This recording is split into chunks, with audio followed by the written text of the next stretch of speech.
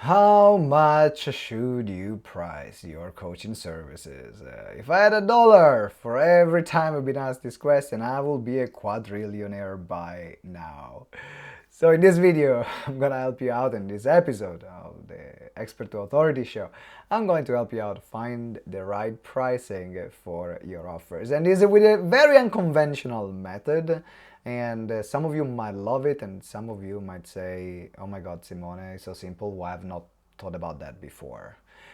So make sure you stay tuned. If you don't know me, my name is Simone Vincenzi. I'm the co-founder of GTeX. We turn experts into authorities, and I built multiple six-figure coaching companies in the coaching and speaking industry.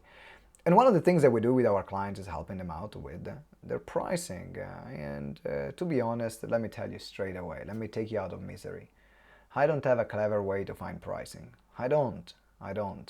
Because in particular in the coaching and speaking industry, pricing is very personal. So it's important to understand first the psychology of pricing and your internal psychology, and then find the number. Because you will only, and you will always, charge what you feel comfortable charging. Now, being a coach or being a speaker is not like having selling tables where you have a warehouse where you're that has your table, where you have the fixed cost of the fixed material. Everything is your time. Everything that you sell is either time that you spent in the past or time that you're spending now. So let's think, for example, you're creating an online program, maybe, or an online course. You're not spending time every time someone buys the online course, but you spend time in the past learning everything that you needed to put the online course. You spend the time recording the online course. You spend the time put the system together to sell the online course. So everything, you spend time on it. So now the question is, how much value do you put on your time? And this is where the penny drops for many.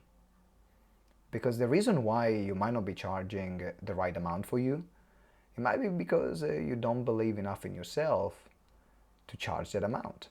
You might have some hidden fears. You might say maybe they're not going to buy. If they're going to expect way more that I can deliver. Maybe no one is going to say yes.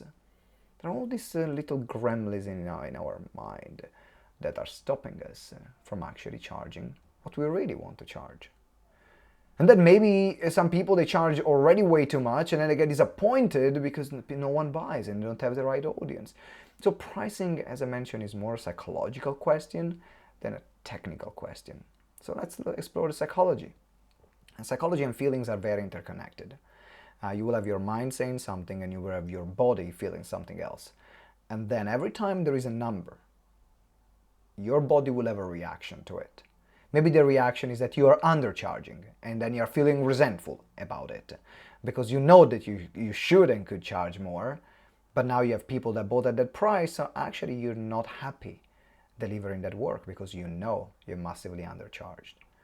Or maybe you feel that you're overcharging and therefore you don't even go there with a price that is actually a reflection of your skills and expertise. So first of all, we need to understand our emotions and our mind and our thoughts. And there is one question that I love to ask to find the perfect price to start.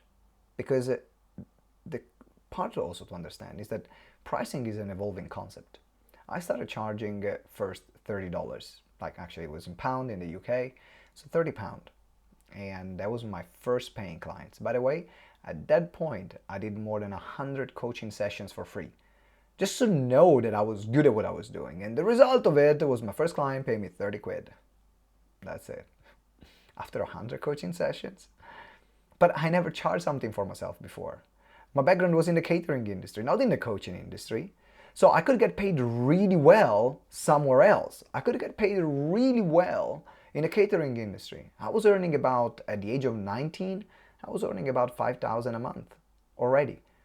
I started working in the catering industry at 14, became manager of my first Michelin star restaurant I managed was at the age of 19. And the money was great. I was really good at my job. I just wanted a change of career when I was 23, after 8 years in the catering industry at a very high level. And so I didn't have any problem negotiating those prices in the catering industry. I never had any problem getting paid 300, 400, 500 for a single shift, or even 600 for a contract. But when it was time to sell my coaching, the first price that came to me was 30 for an hour. And to be honest, it wasn't even coaching, it was to help someone that I knew to build a Facebook page. So can you please set up my Facebook page for me? It was another coach. And then I called it as my first coaching client. But then I had another client that paid me 50, and then my confidence grew and started charging 75 and then 100. And then I stayed at 100 a session for a while, and then straight I jumped to about 500 a session. The 100 was way too long, and I knew that I was ready for 500, and now it's 2,000 a session. And that's where my limit is at the moment, and that's what I feel comfortable and congruent to charge. So when you are thinking about your pricing, first of all, understand that it's a personal evolution. So how do we define the first starting point? Well, the first starting point is this one. I'm going to ask you this question. What is the highest price you feel comfortable to charge? So what is the highest price that you feel comfortable to charge right now that still feels like a steal, like a great deal for the people that are going to buy? So what is the highest price that you feel comfortable and happy to charge? It's easy for you to say the number, but it's the highest price. So it's there close on the limit, but it's the highest price that you feel comfortable to charge for what you're providing that still feels like a deal, like a great deal to your, like when you say it, you cannot even believe it. Like with the amount that you're going to get, this is going to be a great deal for you. So if you feel inside that your price is a great deal for your clients and it's the highest number, you'll be happy about charging it. Now, everyone will have a different starting point. Maybe your starting point is going to be $5. And that's the highest price that you feel comfortable to charge. Just make a number up. It doesn't matter. It doesn't matter. You take the first step. And then you build confidence. You see the results you're providing. Now it's going to be natural for you to say, it's time to increase. And now you ask yourself the same question again a few months down the road. What's the highest price I feel comfortable to charge for the service I'm providing that I still feel is a great deal for the person in front of me? Because when you feel it's a deal for the person in front of you, you are not attached. It's like it's their loss. And that's how I feel when I go into conversations. Now, it's 10 years down the line, so after 10 years of sales conversation, became easy. And also to increase prices to the point where I can sell something for 20,000, 40,000, 50,000, 100,000 without feeling any emotion attached to it, because I'm able now to separate my identity to the price that I'm charging, which is the next point.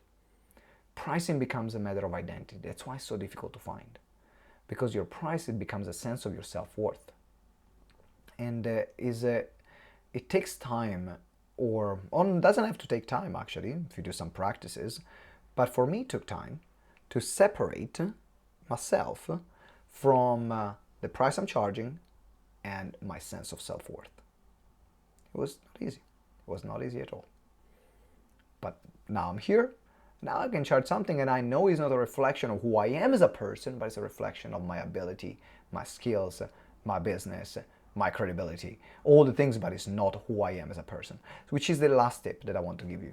Don't internalize pricing as much as possible.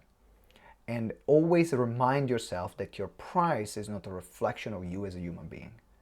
It's going to be easier to see price as more from the client's point of view than from your point of view. Because remember, who's going to pay is going to be the client. You're the one selling, so you need to be confident and comfortable saying that number. But the other person is the person that's buying, and the value is in the eye of the beholder. That was very, very dramatic. The value is in the eye of the beholder. Yes, it's true. For some people, 10, 20,000 is pennies. It's nothing. Like, here, take it. For some other, 20,000 is their entire year of work.